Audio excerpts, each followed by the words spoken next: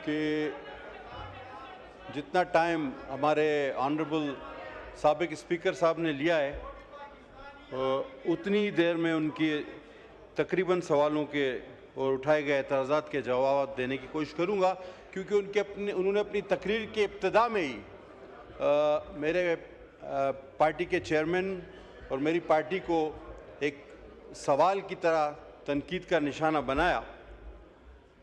Sir, चादर और चार दीवारी की भी बात भी हुई, जमहूरियत को भी गिनवाया गया, अगवा की बात भी की गई, फिर लालच की बात भी की गई और फिर ये तासुर दिया गया कि ये जो कुछ हुआ ये ना नजर आने वाली कुव्वतों ने किया, आपने कुछ नहीं किया। सर, इन तमाम बातों के जवाब देने से पहले इस ऐवान में मौजूद मुख्तलिफ जमातें, Jamiat Ulema Islam, Sunni Ittehad, so called Sunni Ittehad council और जो पीटीआई भी है, Muslim League Noon, Peoples Party और भी जो पार्टियां हैं, एएनपी, बीएनपी। सर, सियासत में हमेशा एक राह मुतय्यन की जाती है अपनी सियासी जद्दोजहद की। जमीयत उलमा इस्लाम की राह मुतय्यन है कि जी हमें शरीयत लानी है, समझ में आता है। पाकिस्तान पीपल्स पार्टी किसी तारुफ की मोहताज नहीं, हर आमिर से लड़े हैं, फांसियां, कत्ल, धमाके, सजाएं सारे हमारे हिस्से में, जमहूरियत के लिए जद्दोजहद कर रहे हैं। सबको समझ में आता है कि जमहूरी मुकम्मल निज़ाम इंशाल्लाह लाकर रहेंगे, समझ में आता है। मुस्लिम लीग नून, जो हकीकत है कि वो आईजीआई की सूरत में बनी, एंटी पीपल्स पार्टी फोर्स की सूरत में, लेकिन वक्त के साथ साथ उसने इवॉल्व किया और एक जमहूरी जमात बनी और उनकी भी समझ में आया कि जी पाकिस्तान पीपल्स पार्टी ठीक ट्रैक पे थी, हमें इस्तेमाल किया गया। इवन मुत्तहिदा कौमी मूवमेंट की इख्तलाफ से मुझे बहुत इख्तलाफ उनकी सियासत से हो सकता है, लेकिन उनका मकसद समझ में आता है कि जी उनको अपने हुकूक चाहिए। लेकिन क्या इस ऐवान में और पूरे पाकिस्तान में मुझे कोई समझा सकता है कि ये सो कॉल्ड सुन्नी इत्तेहाद कौंसिल या पीटीआई किस मकसद की सियासत कर रही है, तायुन क्या है, मंजिल क्या है? हर जमात इलेक्शन में हिस्सा लेती है, वो ये सोचती है कि मेरी सीटें ज्यादा हुई तो हम हुकूमत बनाएंगे और आवाम को ये रिलीफ पहुंचाएंगे। 15 साल के एक अंडू पाकिस्तान खुदा न खास्ता उस प्रोजेक्ट के जरिए जो कई पीछे जर्नलों के, रिटायर्ड जर्नलों के नाम आते हैं, पाशा से लेकर ज़हीरुल इस्लाम तक, उनका जो प्रोजेक्ट था वो 15 साल बाद 18 में आरटीएस सिस्टम के जरिए हम पर नाफिज किया गया और 4 साल मुझे आप बताएं, मुल्क का वो शोबा जिसमें हम इंतहाई जवाल पजीर न हुए। और आज अगर आप सियासत कर रहे हैं तो इस बार भी सिंगल डिजिट में आप सबसे अक्सरियती जमात थे। हमने आपको कहा था कि आप आगे बढ़ें, आप हुकूमत बनाएं। आपने हुकूमत नहीं बनानी। अच्छा, दूसरा, अगर कोई हुकूमत बनाए तो आपने हुकूमत को चलने नहीं देना कि जी ये तो होना ही नहीं चाहिए। तो मेरे भाई, अगर आप नंबर ज्यादा होने के बावजूद हुकूमत बनाना नहीं चाहते, जी अपनी सीट पे जाएं। दूसरे आप सीट पे जाएं, किसी जमात को आप हुकूमत करने नहीं देना चाहते, तो डायरेक्टली या इनडायरेक्टली एक मिनट पटेल साहब वो कोरम पॉइंट आउट कर रहे हैं। शेर अफजल साहब का माइक खोलें। जनाब अली, कोरम की निशानदेही करना चाहता हूं। ठीक है, कोरम पूरा नहीं है। ओके, तो अगर काउंट किया जाए। ठीक है, तशरीफ रखें।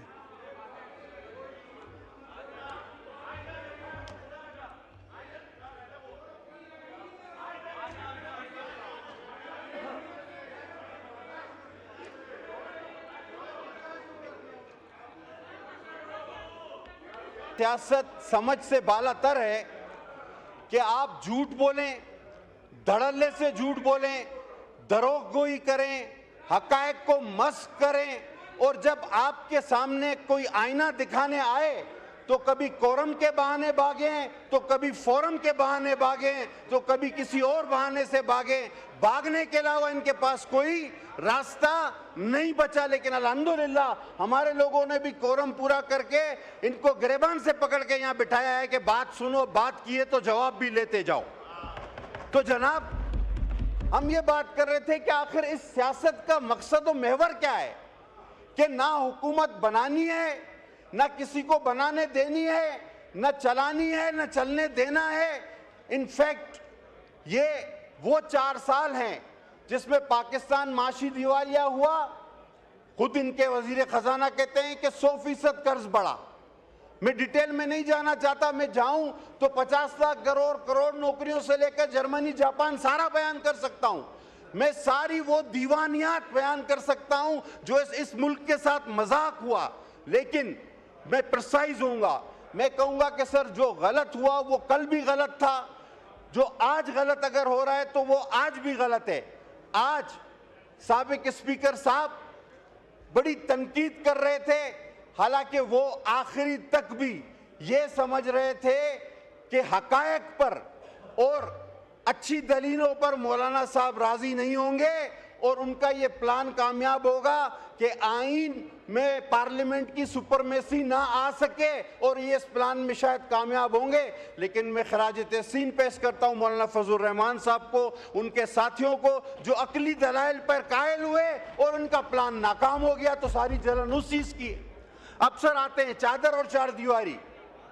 मैं कहता हूं कि ये शिकायत जरूर करें, लेकिन पहले हमेशा ये बात करें कि जी हमारे दौर में ये गलत हुआ था, आज इस दौर में ये गलत हो रहा है। ये अपने दौर की किसी बात को कंडेम नहीं करते। अगर चादर और चार दीवारी की बात थी तो आप बताओ कि यहाँ हमारी एमएनए खवातीन डॉक्टर सोबिया समेत, शाहिदा रहमानी समेत सिर्फ नेब की एक पेशी पे अपने प्रेसिडेंट को मिलने गई। 11 खवातीन को आपने सड़कों पे घसीटा, लॉकअप में। वो 11 खवातीन आपका क्या कर लेती? MNS parliamentarian. हमने इस हाउस में एहतजाज किया। यही स्पीकर जिसको बहुत शर्म आ रही थी, अभी आपकी कुर्सी पर बैठा था, उस वक्त उसको शर्म नहीं आई, बिल्कुल भी नहीं आई, एक थोड़ी सी शर्म भी नहीं आई। क्यों नहीं आई?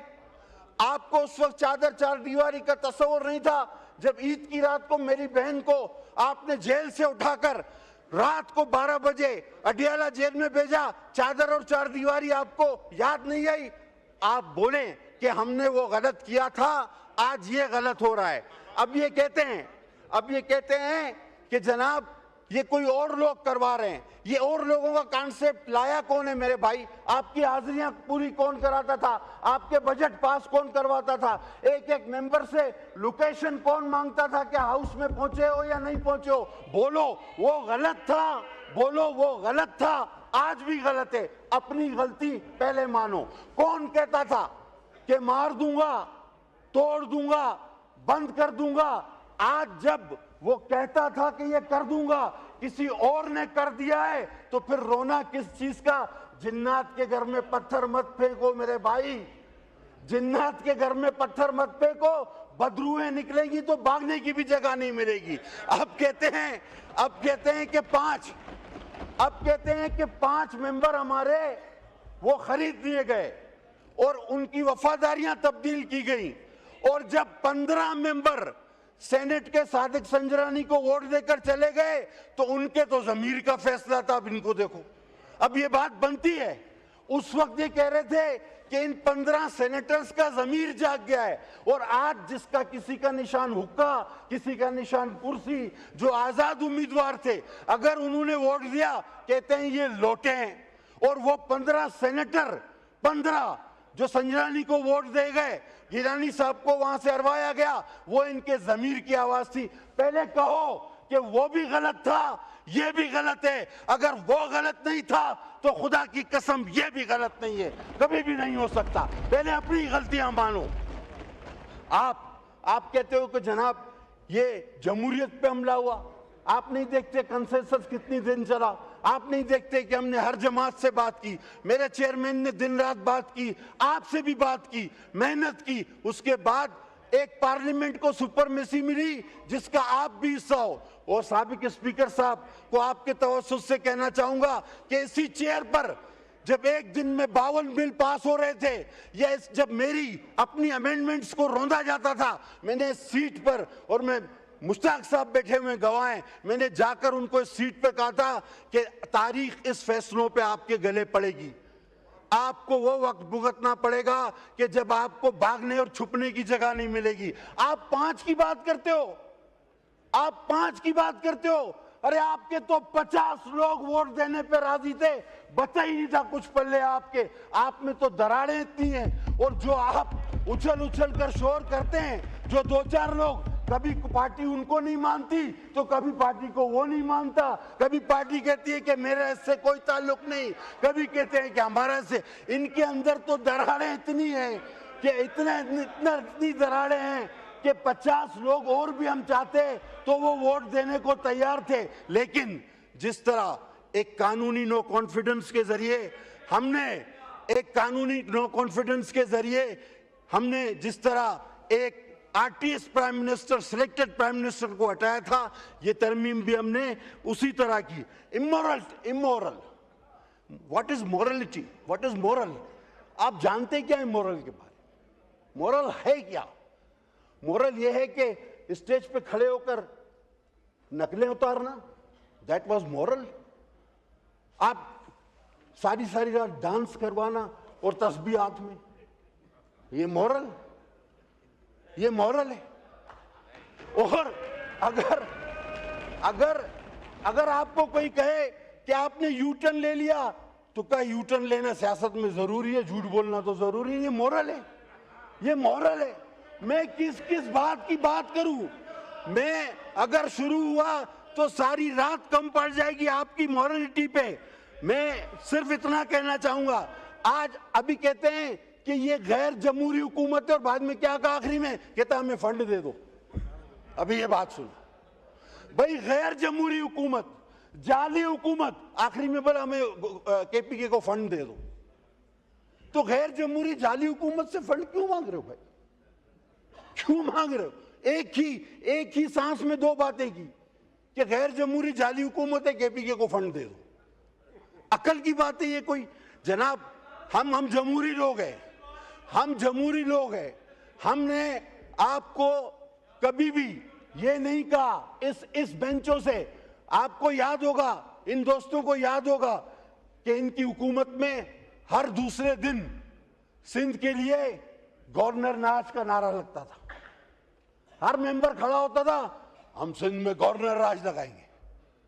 हम आज भी कहते हैं कि वो बात भी गलत थी, और अगर आपके सूबे में कोई इस तरह की बात करता है तो वो बात भी गलत है।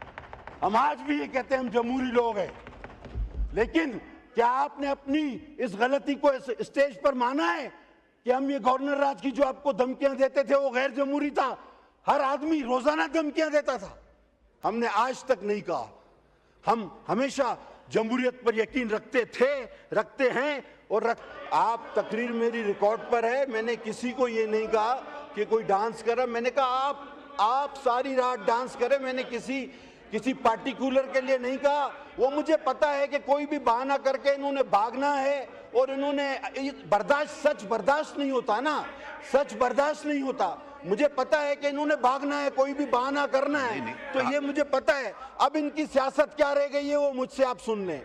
इनका एक ही एजेंडा है कि इदारों पर हमले करो, मईशत पे हमले करो। जब भी आप देखें कोई मईशत की एक्टिविटीज मुल्क में होती है तो इनकी हड़ताल की कार आ जाती है। ये चाहते हैं कि ये मुल्क दिवालिया हो, खुदा न खास्ता मेरे मुल्क को नुकसान पहुंचे, इदारों को नुकसान पहुंचे। और इनका मसला सिर्फ एक ही है कि इनको पता है कि लोग दिनों में इनको भूलते जा रहे हैं। पाकिस्तान आगे बढ़ रहा है, पाकिस्तान की लीडरशिप बिलावल भुट्टो चेयरमैन की सूरत में आगे बढ़ा रही है, उसकी लीडरशिप उसको लेके। अभी तो इसको बांध के आया था मैं, फिर खोल दिया।